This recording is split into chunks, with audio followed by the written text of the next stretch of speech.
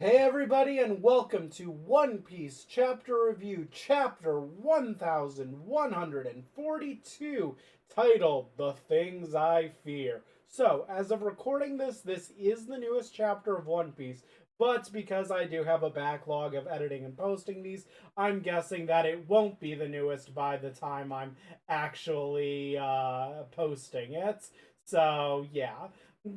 Interested to see when those, the recording and posting actually lines up, and I am actually uploading the newest review. But regardless, it's on this issue of Ogre Child Yamato's and the Holy Inari Shrine Pilgrimage.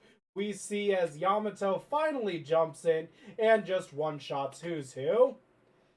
So yeah, that's about it. So oh man, Yamato is stronger than Jinbei. Okay, that's not really. That's all I gotta take too much surprise in.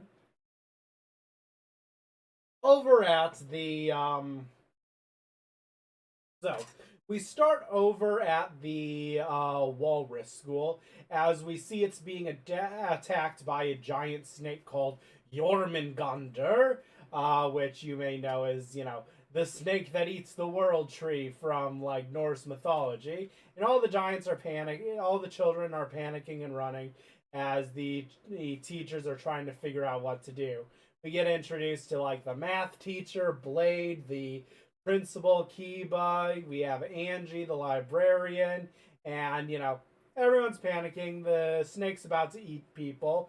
We see as one of them runs up holding a hammer, runs up to this snake, which, mind you, this snake is giant by giant standards. I am fairly sure these things far eclipse the Gorosei in terms of scale, because if I'm remembering correctly, the Gorosei, were relatively the same size as these things. So these are huge things.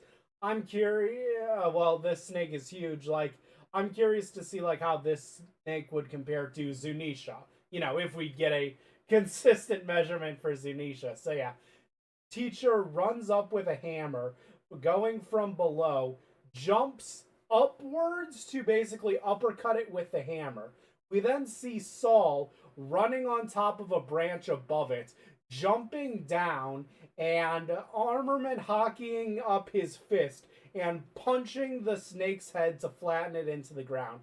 So we do know that Saul was a former vice admiral, and all vice admirals have haki.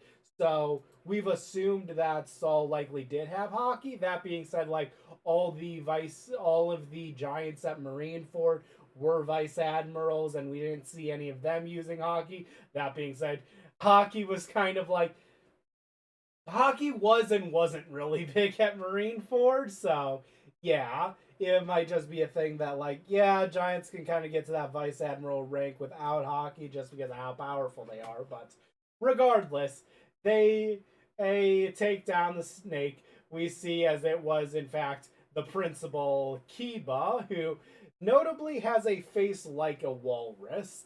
I've seen some people talk about how he's either, well, he has horns, so he's probably an ancient giant. If I go back, okay, no, he doesn't seem to have horns. I'm pretty sure that's a helmet. Uh, but he does have two tusks like a walrus. Some people are thinking that this might be another tribe of giants, or that he might be half minx. I think he just ate the walrus fruits. You know that's just me, but we'll see. Oh, one second. But yeah. Saul is talking about, hey, why are there beasts here to Robin and Chopper, and yeah, and they're just talking. We see as the PE teacher Wolf is very heavily injured, and they're all chaos ensuing when they go look out and realize a bunch of the kids are leaving. You see as there are let's see, how many kids are there?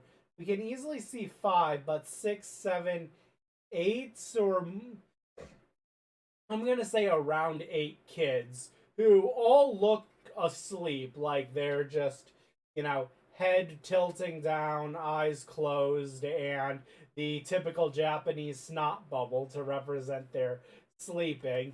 And they are just marching with an arrow either on their side or going through them. It looks like one of Gyunko's arrows, so it looks like she's doing some Medusa Soul Eater type thing, like, I'm placing an arrow here, which means you must walk forward. Like, yeah, it's just using the arrow to guide these unconscious children, probably to the ship they're going to use to try and bring all of the giant kids away.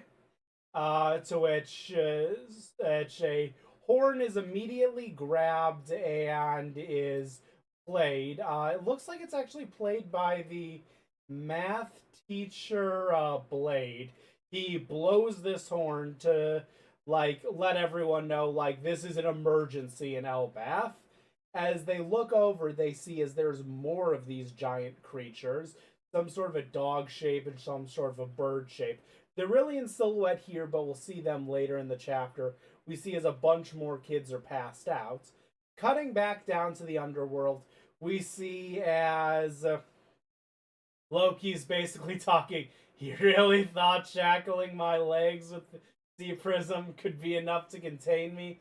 If you want to save Elbath, release this last shackle now. And here's where it comes to the trickster nature of Loki. It could be he's saying, if you don't release this, I'll kill you. It could be he's saying, look, there is a great emergency coming up here. I need you to save me. If you don't unlock me, Elbath will be doomed because you need my help against the Gods Knights. Or it's like he's saying, he's like threatening to destroy to get free so he can save them as like this weird trickstery thing. Um, One second. Oh,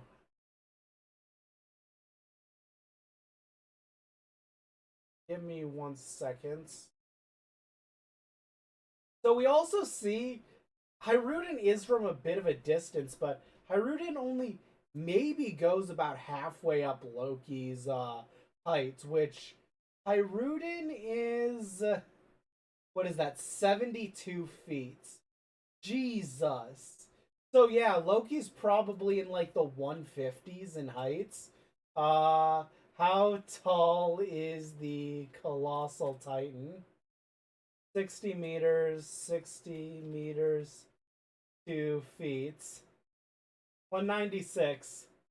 Honestly, Loki is like colossal titan sized. Maybe a little smaller, but it is insane how tall Loki is by giant standards. Um, and yeah, after talking about flame threatens Elbath's weakness, don't you? I will annihilate you all.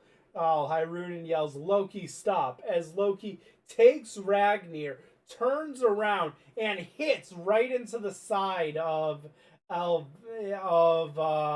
World Tree as this big blast of like conquerors armament whatever blasts out as a fire is now spreading across the land. It might have been he made a bolt of lightning which like struck and made fire. It's kind of unclear, but yeah, bottom of the tree is on fire. Kids are going away. There's a bunch of monsters. We're not even addressing the God's Night at this point.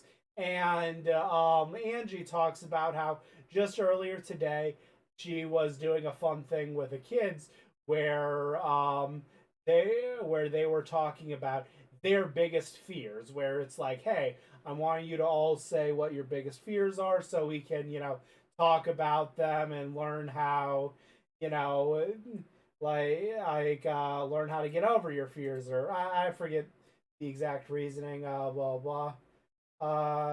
Yeah, it also just shows their personality. And while kids are saying their biggest fears, they mention, ghosts, Duergar, storms, the Nidhogg, Jormungandr, my mom. And girl mentions Nika. And as we see, there's a whole bunch of creatures, which, as a reminder, these guys are fucking giant by giant standards. Like, we have a giant dragon here who, unironically, I I don't think giants are like the size of the tooth of one of these things. Like, these things are huge. We got a bear, we got a dragon, we got a crow, we got a depiction of Loki, a giant wolf, a thunderstorm, which kind of looks like uh, Big Mom's homies in a way. We got a octopus looking guy. We got a representation of the destroyer Nika. We got a skeleton. Got this kind of silhouette which looks like Big Mom. We got this ghost with a hat. As all of the child's fears are coming true. Now, okay, there's some stuff I wanted to talk about, but first, it also, I'll just say, Angie mentioned, and when the kids talk about their greatest fears, one of them says Loki's going to use his hammer to destroy the world. Oh, so I'd just like to note that for a second. But these are canonically in the shapes of like the children's drawings. Cut over to the Gods Knights, to which Killingham says, "Whew, it's all set." As he just passes out after being given, and he's given a good job. We see as Summers is just sitting in a chair watching, and we see Gyunko there. Now, there are three abilities on display here. Here, first is clearly Gyunko's ability of the children being led. Second is the kids all going to sleep. And third is the kids' nightmares being manifested. Now, because as Killingham here just like passes out after doing a ton of work, we can assume that he did the putting people to sleep and or creating nightmares. As I personally would like it more if like he put everyone to sleep and Summers made the nightmares or vice versa. Just because I think it would be cool if all three of them were using their devil fruit powers in tandem.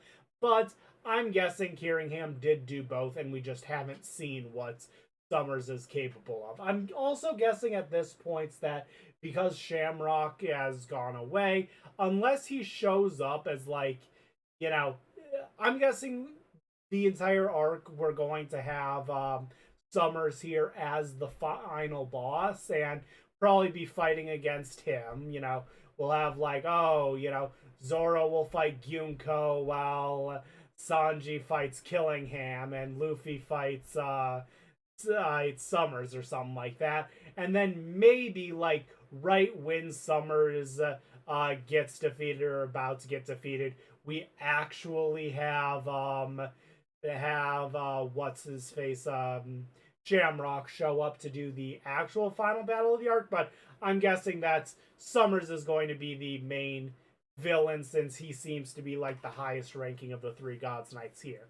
And I'm also going to say these nightmares do seem to be real because we do see as PE teacher Wolf is injured, but we don't know how other than I think he was with the kids and now the kids are wandering off. It's possible that like that was just Killingham attacking him.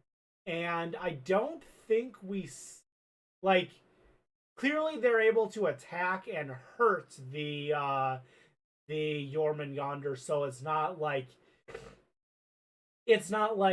intangible, but I don't think we actually see it do. No, we do see it taking a bite out of a building. I stand corrected. So it does seem like these nightmare things are physical and like can take damage and all that.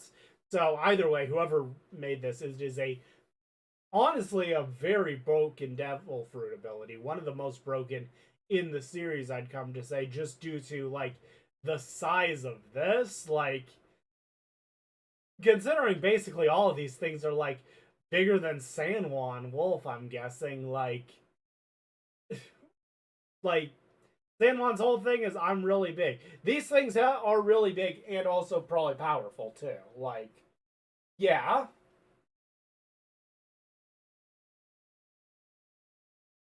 Either way,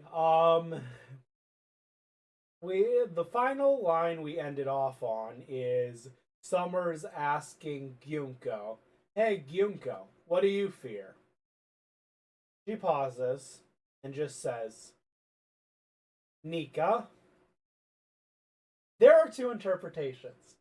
Well, there are a few interpretations. First off, she's a Celeste. She is a member of the world government. She knows of like the legend of Nika and probably knows Luffy is Nika. Maybe she thinks, shit, this Luffy kid, he might have a chance. He might be able to overthrow everything. I am afraid of him. Another is, one of the interpretations of Nika is as the destroyer. It's possible she believes that Nika is a destroyer. Well, okay, either she believes that Nika is a destroyer and will destroy the world, or she believes that Nika is a liberator and she's an oppressor, so an antagonist to him. But you know what I mean? That there are like you can be afraid of Nika without being a bad guy. I mean, she is a bad guy, but you know what I mean.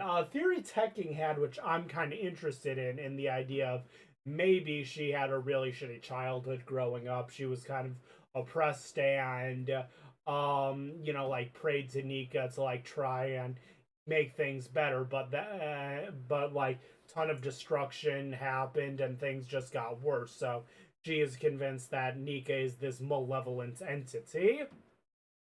Um, I personally think that's really cool, and I'd like to see something like that. Yeah, I think we need like more information. I am still saying that I think at the very least some of the gods knights are like half celestial dragons or like people who worked up through the ranks of like Pangea Castle guards all the way up to god knights, because I think that's interesting. And like she is like an honorary celestial dragon but not a real one, because that's just what seems to be the case with Yunko. And yeah, Yunko is probably the character I'm most interested in who has been like introduced. Yunko and Loki, of course. Uh, Also Summers. I'm not super feeling Geringham right now, but we'll see. Either way, I think that's about it for now. Yeah, there is a break this week. I'll see you guys next time for One Piece chapter 1142. See you guys then.